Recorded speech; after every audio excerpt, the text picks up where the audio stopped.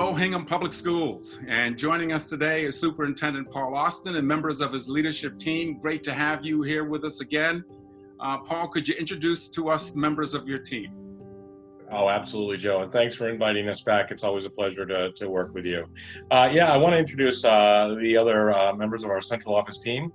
First is Dr. James Labilwa, is our assistant superintendent, and Dr. Suzanne Dennis, who is our director of student services, who've joined us today and have a lot of information I'm sure you'll want to hear. You know, the last time that we talked, Dr. Austin, we discussed the district rolling out its remote learning plan. So can you share with us where we are today and what your vision is going forward as we continue to stay at home? Since we last talked, we've obviously started the rollout of our new plan, of our remote learning plan.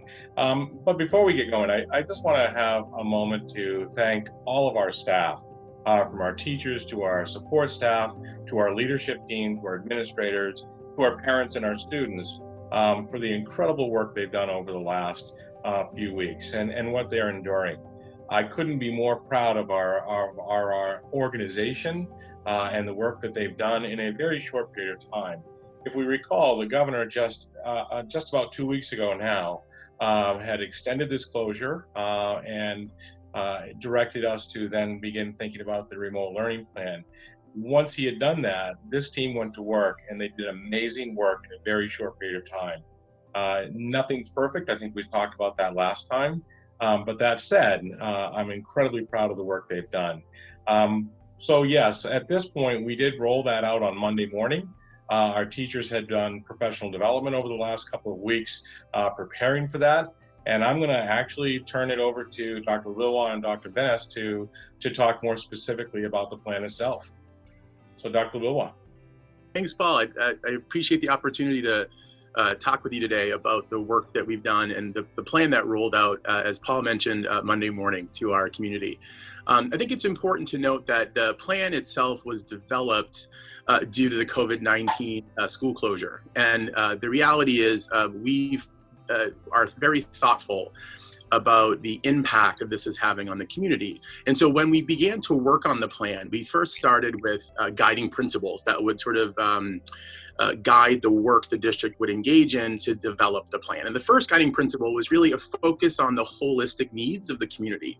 So given the COVID-19 event, we recognized that our focus really had to be on the physical health, the safety, nutrition, the social, emotional, mental health of our students, families, and also our staff.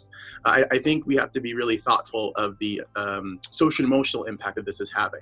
We also were very thoughtful under that principle of the holistic need relative to equity issues, right? So we do not have every family in our community who has access to high-speed internet or digital devices to actually engage in the learning plan.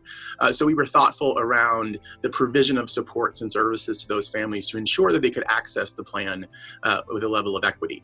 And we also were thoughtful to maintain and really wanted to have as a part of that holistic view, connections, right? So schools are about community, right? Schools are about human connection and human interaction. And so as we developed the plan, a part of that core principle was really ensuring ongoing connection between families and faculty. The second guiding principle really looked at how we would develop the remote learning plan. It was around our instructional model, which really had to shift. The organization really had to become agile and be able to move with the demands of the current events. And so we were thoughtful about our instruction. So initially, as we were working with the community, we were providing academic engagement activities, so opportunities for kids to engage in learning. But with the extension of the closure, the shift from the State Department of Education really began focused on the introduction of new learning and new concepts and content to the community. So our plan was focused on the delivery of carefully selected standards, which we would roll out to our community in a very systematic, thoughtful way. Again, here we're thoughtful about access issues and kids' abilities across our community to have multiple devices going on at the same time, which is where our remote learning plan really began to focus on asynchronous learning. So there's really two types of instructional models relative to remote learning. The first is synchronous, where every Monday at 9 you'd log in for your English class, right? And you'd be there for 45 minutes live on screen with an exchange back and forth with the teacher.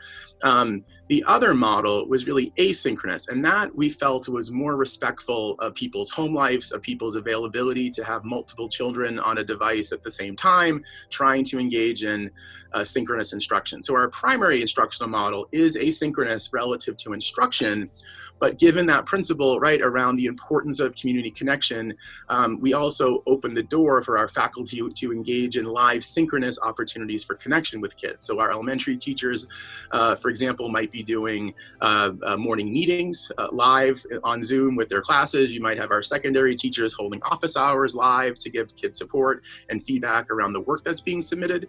So the plan really tried to blend both of those instructional models. The asynchronous means relative to our direct instruction of content, and that way it was always continually available to kids, even if you couldn't be there Monday at 10 for that class. The information, the teacher's videos or explanation or instructions would sort of be there for you. And we married that with synchronous connection, where we do give our community an opportunity to engage with their teachers or their counselors or their specialist teachers in a live format. The third principle really focused on contact. It focused on frequent contact, where our teachers be reaching out to members of the school community, as well as opportunities for more specialized contact for our kids who might be eligible for IDEA or special education supports and services, which Dr. Vinnis will talk about in just a minute. Thoughtful of our kids who are English language learners, right? And sort of their specific needs relative to remote learning, as well as our kids who are at high risk relative to Title I eligibility, and ensuring that our most at-risk kids are given the opportunity for additional supports and connections during the closure.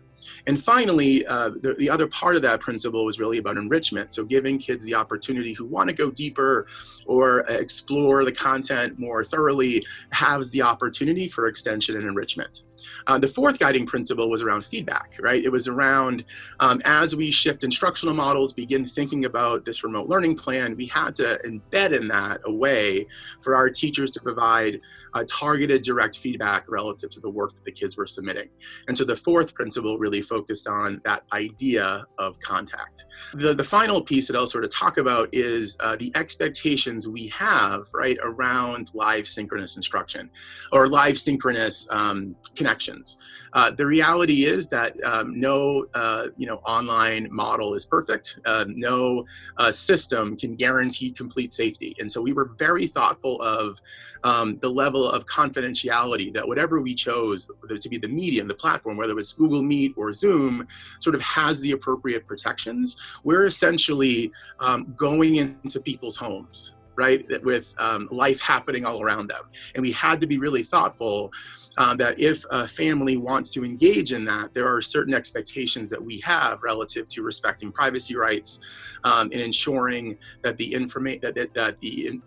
meeting or the exchange is not recorded without the consent of everyone. We have laws in Massachusetts relative to video audio taping people without consent or knowledge. And so we had to be really thoughtful around all the potential places where this could be more of a challenge for us. And so it did take us some time. It took us about a week, and that's sort of a general overview of the general education learning plan, which I will say is very complementary to our students, our special education model, which I'll let Dr. Vinnis talk about.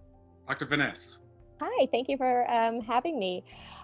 Just as Dr. Labilowa was saying, the procedural manual for providing virtual special education services was built on top of the remote learning plan. So it's layered on top of that. So all of the elements in terms of instruction, responsibility, guiding principles are all completely relevant to the work that our special educators are also required to do.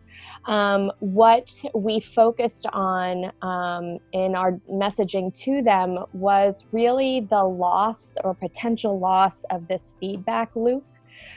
between teacher and student. And in the field of special education, that is, arguably, this is my opinion, is one of the most important facets of the work that we actually do. We are responding to students' behavior, we're responding to their memory, we're responding to their approach, their emotional challenges associated with initiation, and a special educator related service provider is responding to that in the moment in order to adjust their practices. And when we move to an online platform, that piece is really at risk of not being a primary mode of instruction, and that really is the foundation of the work we do. So we spend some time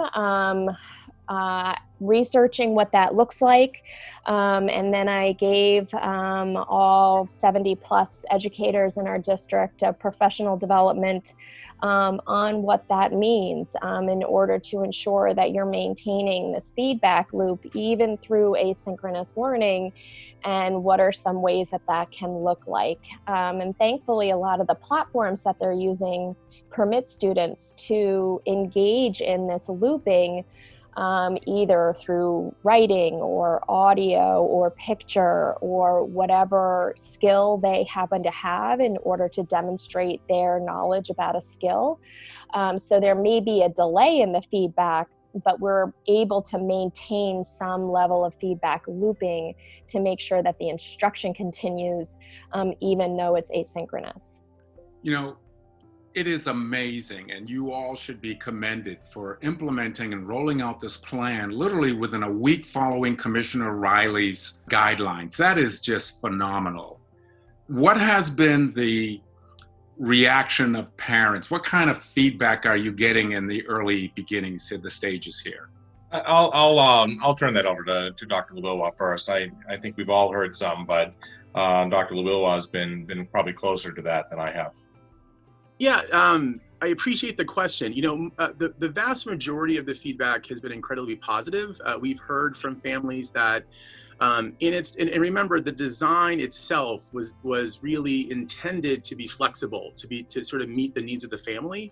And given the vast majority of families, you know, no matter what we do, the reality of human behavior is that we're not going to please everybody, right? So, but the vast majority, I will say, have been incredibly complimentary and positive relative to the ability of kids to understand what the expectations are. That was a big concern of people. How will my third grader know how to go into Google Classroom and do what they have to do?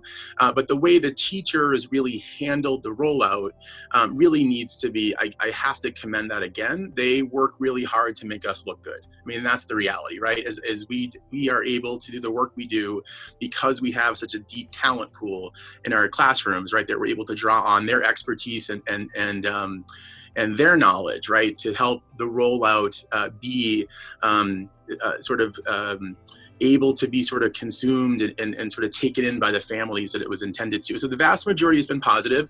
I think what the current sort of feedback is right now is pushing us to be really reflective of the grading model, particularly at the secondary level. You know, we had determined a credit, no credit model based on the commissioner's guidelines. So again, the Commissioner of Education in his rollout plan, or relative to suggestions and guidelines for remote learning, talked about sort of this credit, no credit concept.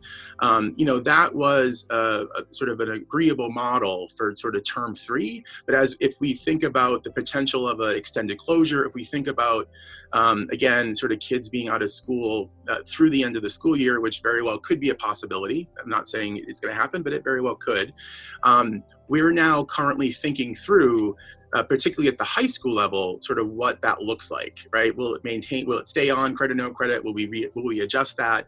And the only sort of positive thing I can say is we're certainly taking everybody's feedback that we're getting around that and being really thoughtful. On the whole, it's rolled out beyond our expectations.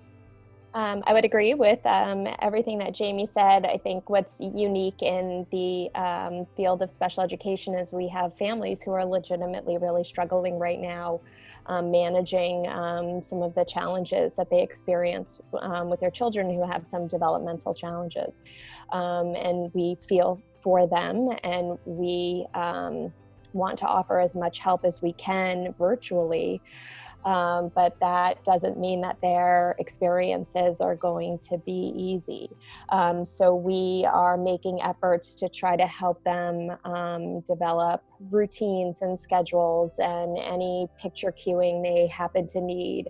We're trying to gear suggestions for instruction around everyday things that would go on in a household, especially activities of daily living, family time, board game time, cooking. There's so many activities that families do every day where instruction can be embedded in it. But what I'm also trying to really clearly message to families is that our providers are clinicians. They have gone through extensive training. We have speech and language pathologists with master's degrees from Mass General Hospital. We have psychologists who are all at the PhD level. So we have like really, really highly skilled educators in our district. And I don't want families thinking that they are somehow being tasked with replicating what these highly trained, skilled professionals are doing. And some of the feedback that I'm hearing is some of that stress. How am I supposed to do this? Is it, and it's like, you don't have to.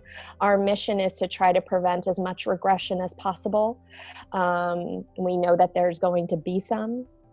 And if we can help families create structure and meaningful activities for their children, then that's what we're going to help them do. But I first really want to make sure that they do not feel like it's their job to replicate the professional skills that our faculty are able to do. Joe, I would add a couple of things. I agree with both of them, and they articulated very well kind of the feeling around the community. What I've certainly heard from parents is a real grateful nature of and importance around the support of our teachers, how impressed they have been with the teachers reaching out to our students. And we've really gained a tremendous amount of knowledge and how important they are to the lives of our students. The students I've been in some of the online work that they've done in their Google Classrooms and seen the comments. The students are incredibly excited to hear from their teachers and to have that contact with them. And I think to the extent possible, we're trying to provide that normalcy, that regular structure that people are used to. There is a comfort in this. Schools are this is the heart of the community of schools.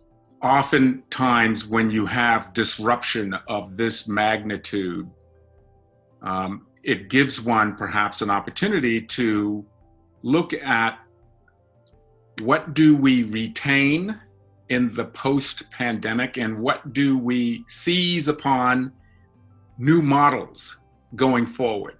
And I'm curious to know, and Dr. Venice, I'd love to get your perspective on professional development, which has always been a challenge in terms of how do you find time carved out in the school year to give teachers adequate professional development opportunities. Might there be a window, might there be a new platform in which to support our teachers going forward in the post-pandemic era? Yeah, absolutely. And I feel like we've already started that a little bit. Just a little example is I had a new role launching this year, and I couldn't be at multiple faculty meetings at the same time. And I really wanted to be the one to articulate the responsibilities of these individuals. And, it was a new job for no one in the district was going to understand what this role was. And so I felt the responsibility to take that on myself.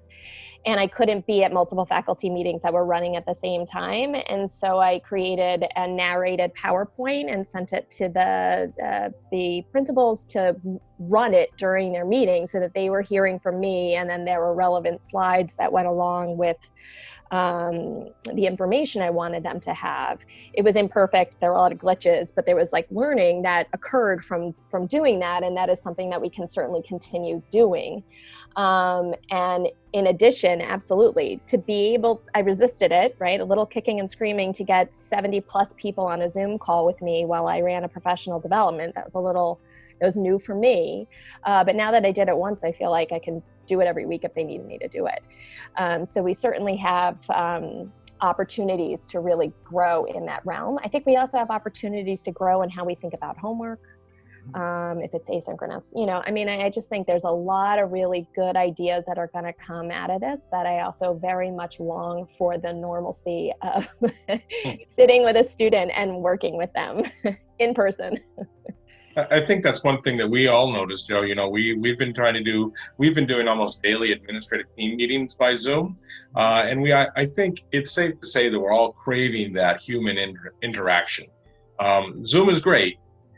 And it works really well during this time when we have to social distance and we have to be very cautious about those things. I would say at the same time, we do long for time that we're actually sitting in our offices where we can have for my office, we have a Monday morning meeting, and I don't know we could ever say we missed them, but I think I'd love to get back to that very soon and to have that interaction in person, which is so important to all of us. So I think to go along with Dr. Vanessa just said, there may be some things that we really truly learn that we can do more efficiently out of what we learn on this time. I also don't want to underscore the importance of that interaction and that live person interaction, but we don't know how this is going to be the new norm when we come out of this and what that's going to mean for the future. I think we're all going to have to adjust to a very different way of life at that time as well. Dr. Labawa. Yeah, I often, I'm a bit of a thinker, right? So I can get lost in my brain. And I think when we come out of this, there's sort of lessons learned relative to the ability of our faculty to be agile with workstations that can move with them, the ability to have technology there with them at home. Many of our teachers have old school desktops sitting in their classrooms, right? And so we had to distribute a number of Chromebooks to ensure that our faculty, so that I think was a learning opportunity for us, that if this ever was to happen again, or if we're thinking about sort of crisis planning on a bigger scale, our technology infrastructure and our ability to turn on a dime, we got it done, right? I don't want to sort of get that wrong, that was sort of somehow a misstep or a failure on our part. It wasn't. But I think what came out of that was a real opportunity to think through our technology infrastructure. To what extent are we maximizing the technology that we have? To what extent do we have teachers? And I think what became evident as we transitioned was a good proportion of our faculty actually had active Google Classrooms up and running, right? So the professional development and sort of the technology support that was offered by Caroline Ferris and Lauren Sioka, I want to give them sort of a shout out with you, were instrumental in training our faculty. They're beyond the initial trainings. They held help desk office hours via Zoom, where teachers could log in, ask questions, get sort of human to human support and connection, while problem solving how to best meet the needs of our students. And I think when we come out of this, there's opportunities relative to technology and our infrastructure and really our systems that right now are paper-based, and sort of really needing to sort of be forward-thinking and sort of how do we make that, where can we find sort of operational efficiency so the organization really runs more smoothly. The fact that we're able right now to maintain some semblance of normalcy and have our daily meetings, connect with our principals, make sure that the principals are connecting with their school communities, that our teachers are getting what they need. That's the work we do when we're there in person. Right. And so I think when we come out of this, the opportunity for growth is really around technology and infrastructure. But I think the opportunity for celebration and reflection is that we did it. Right. We did it. This is a generational event. Never before in recorded modern history has public school districts, not only in Hingham, but across the nation, literally were asked to transform public education literally overnight. Let's be real, right? So that's profound. When we return to the social nature of who we are as humans, and we have that need met, I think one of the things that will come out of that will be a celebration and an appreciation that we survived, right? We came out the other side, and the culture is stronger for it. We now better appreciate human connection. We now better appreciate the role that our teachers, our educators, our support staff, our cafeteria workers, our bus drivers, we better appreciate the roles they play in our lives. One of the things that's getting me through is recognizing the situation for what it is. I can do that really because I have a level of safety and security, and everybody here as well. But we recognize that that's not what's happening in all of our homes, right? We have people who are sick. We have people who are getting sick. Our ability to provide meals to our students that need it and give grab-and-go lunches within a day of the shutdown, right? Let's be real. The organization's ability to be as responsive as we were, I hope, I really do hope, at least for me, it's a sense of pride and a sense of I would never want to have lived through this with a different group of people. My heart goes out to our high school seniors. What can you say to them, particularly those seniors whose aspirations for college, maybe they're taking AP classes, and what's going on, and what can you share with them? Yeah, I'll start that. I said first, and I said this last time we met, Joe, my heart goes out to them. I know this is an incredibly important part of their lives, and they're missing that. And I think any one of us would do anything we could to make this not happen. That said, I think this is an important time in history. And I hope they're able to reflect upon all the other parts that are happening around them right now and try to make sense of that as their place in the world is, changing right now. The reality is for us, we're going to do whatever we can to try to bring celebration to them. I made that promise before. We're going to do whatever we can, and we haven't got a plan for that yet, but we will begin to talk about that very soon of what does this look like for them. We do not want them to just walk away and say, we've done our last day of education at Hingham and nobody cares. Well, we do, very much so, and we want to celebrate with them. I'm hoping that we can come back sooner than later. And if not, then at least have an alternative plan to be able to celebrate that. If not in May, if not in June, then when? But we'll certainly plan on doing that. But my heart goes out to them. We understand how hard this is for them to understand that they're missing their prom, all the things that go with senior graduation time. And certainly there's no replicating I can do. There's nothing I can do to make that better at this very moment, but we are incredibly dedicated to seeing this through with them, and to celebrate one way or another. We will celebrate with them. I would add, to echo Paul's point, I think the message is we see you, right? We see you. We know the struggle you're having. We share the pain. We have watched you grow for the last 13 years. We've celebrated your successes. We've posted on Facebook, celebrated via social media. We've also been there to support you through your failures and the opportunities to learn when things don't go the way you think it's going to go. And that's hard, not only for them, for you as students and for their families and parents, but it's also hard for the educators, right, who have dedicated a career to inspiring a love of learning and growth in kids, and to sort of have that natural celebration begin to occur when we get to fourth term. Seniors can see the light at the end of the tunnel.